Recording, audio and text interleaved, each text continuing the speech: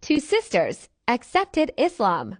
Dito After yung our faith lecture, nyo kay Allah, alhamdulillah, na you have they to are believe Allah convinced. that He is the only one God. Yan ang pinaka-importante sa Islam na ilagay nyo muna. You have to put inside your heart and your mind to establish love for Allah, that you have to worship Allah, na mahalin mo siya, kilalanin mo siya, at i-recognize mo siya being your God. Bismillah, Bismillah, Ar-Rahman, Ar-Rahman, Ar-Rahim.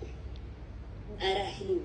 Ashhadu Ashhadu an la ilaha an la ilaha illallah illallah wa ashhadu wa ashhadu anna anna Muhammadan Muhammadan abduhu abduhu wa rasuluh.